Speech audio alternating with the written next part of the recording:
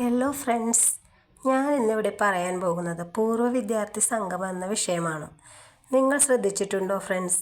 ആ പരിപാടി നടത്താൻ മുൻപിട്ടിറങ്ങുന്നവരെല്ലാം തന്നെ ജീവിതത്തിൽ വിജയിച്ചവരാകും.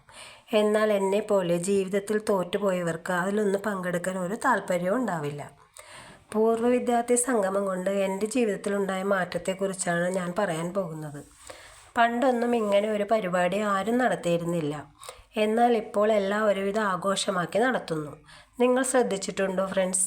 ഇത് നടത്താൻ മുൻകൈ എടുക്കുന്നവരെല്ലാം തന്നെ നല്ല നിലയിൽ ജീവിക്കുന്നവരാകും. എന്നാൽ ജീവിതത്തിൽ തോറ്റുപോയവർക്ക് ഇതിലൊക്കെ പങ്കെടുക്കാൻ ഒരു താല്പര്യവും ഉണ്ടാവില്ല.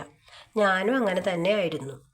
SSLC വരെ പഠിച്ച് 18 വയസ്സിൽ കല്യാണവും കഴിച്ച് പ്രാരാബ്ധവുമായി കഴിയുന്ന എനിക്ക് ഒട്ടും താല്പര്യമില്ലായിരുന്നു ഈ പരിപാടിയിൽ പങ്കെടുക്കാൻ.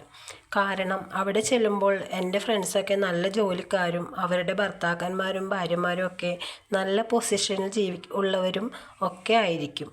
പിന്നെ നമ്മളെ പഠിപ്പിച്ച അധ്യാപകർ, അവരൊക്കെ എന്ത് വിചാരിക്കും? അന്ന് എനിക്ക് മനസ്സിലായി കുറച്ചുകൂടി പഠിക്കാമായിരുന്നു എന്ന്. ഒരു ജോലിയൊക്കെ കിട്ടിയിരുന്നെങ്കിൽ എനിക്കും സന്തോഷമായി പങ്കെടുക്കാമായിരുന്നു.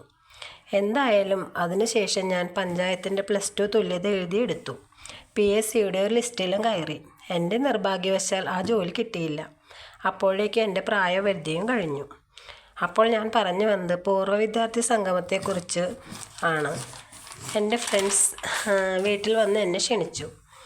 അവർ വാട്സപ്പ് ഗ്രൂപ്പും ഒക്കെ ഉണ്ടാക്കി. അതിലൂടെ എനിക്ക് കുറച്ച് ബുദ്ധിമുട്ടുകളും കുറച്ച് നല്ല കാര്യങ്ങളും ഉണ്ടായി. ബുദ്ധിമുട്ടുകൾ എന്ന് പറഞ്ഞാൽ മെസ്സേജ് അയച്ച് പണ്ട് എന്നെ ഇഷ്ടമായിരുന്നു പറയാൻ പറ്റിയില്ല, അങ്ങനെ ചിലർ. അതൊക്കെ ബ്ലോക്ക് ചെയ്ത് ഒഴിവാക്കി. പിന്നെ ചില നല്ല ഫ്രണ്ട്സും ഉണ്ടായി. അവരായിട്ട് ഇപ്പോഴും ഞാൻ നല്ല കോണ്ടാക്റ്റ് ഉണ്ട്. എന്തായാലും ഗുണവും ദോഷവും എല്ലാ കാര്യങ്ങളിലും ഉണ്ടാകുമല്ലോ. ഞാൻ ഈ പരിപാടിക്ക് പോകുന്നത് എൻ്റെ ഹസ്ബൻഡിന് ഒട്ടും ഇഷ്ടമുണ്ടായിരുന്നില്ല. അത് അന്ന് എനിക്ക് മനസ്സിലായില്ല. പിന്നീട് അന്ന് തിരിച്ചു വന്നപ്പോഴാണ് എനിക്ക് മനസ്സിലായത്. ഞാനും മോളും പോയപ്പോൾ പുള്ളിക്കാരൻ ഓട്ടോയിൽ കയറ്റി സന്തോഷമായിട്ടാണ് വിട്ടത്. പക്ഷെ അന്ന് രാത്രി പുള്ളി എൻ്റെ വീട് ഒരു യുദ്ധക്കളമാക്കി തീർത്തു. വീട്ടിലെ സർവ്വത്ര സാധനങ്ങളും നശിപ്പിച്ചു. എൻ്റെയും മക്കളുടെയും ഡ്രസ്സ് ഉൾപ്പെടെ വീടിനടുത്തുള്ള ഒരു പൊട്ടക്കിണറ്റിൽ കൊണ്ടിട്ടു. എൻ്റെ അച്ഛൻ്റെ ഓർമ്മയ്ക്കായി ഞാൻ കൊണ്ടുവന്ന തയ്യൽ മെഷീൻ വരെ നശിപ്പിച്ചു. പക്ഷേ ഞാൻ പുള്ളിയോട് നന്നായിട്ട് തന്നെ പ്രതികരിച്ചു. അന്ന് മുതൽ കുറച്ച് നാളത്തേക്ക് എൻ്റെ വീട് ശ്മശാനമായിരുന്നു.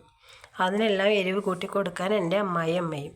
എന്തായാലും അതിൽ നിന്നൊക്കെ മുക്തയായി ഞാനിന്ന് ഹാപ്പിയായി ജീവിക്കുന്നു. ആ ഒരു സംഭവം കാരണമാണ് ഞാൻ ജോലിക്ക് പോയി തുടങ്ങിയത്.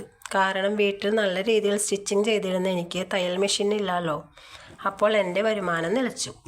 അങ്ങനെ ഞാൻ പുറത്ത് നല്ലൊരു കമ്പനിയിൽ ജോലിക്ക് പോകുന്നു. എൻ്റെ ഫ്രണ്ട്സാണ് എനിക്ക് ജോലി ശരിയാക്കി തന്നത്. മോശമല്ലാത്ത സാലറിയൊക്കെ കിട്ടുന്നുണ്ട്. ഹാപ്പിയാണ്.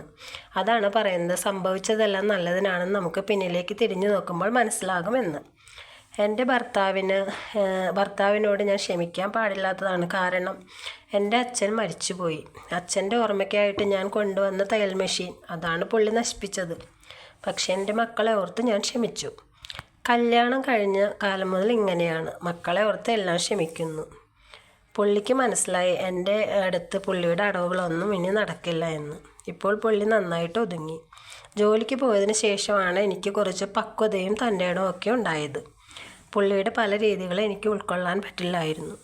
എന്നാൽ എൻ്റെ മക്കൾക്ക് അച്ഛൻ വേണമല്ലോ. അതുകൊണ്ട് എല്ലാം ഞാൻ ക്ഷമിച്ചു. ജീവിതം നഷ്ടപ്പെടുത്താൻ എളുപ്പമാണ്, എന്നാൽ അത് തിരിച്ചു പിടിക്കാൻ ബുദ്ധിമുട്ടാണ്. ഇപ്പോൾ ഞങ്ങൾ ഹാപ്പിയായിട്ട് പോകുന്നു. എന്തായാലും ജീവിതം എല്ലാവരും നഷ്ടപ്പെടുത്താതെ ഹാപ്പിയായിട്ട് മുന്നോട്ട് കൊണ്ടുപോവുക.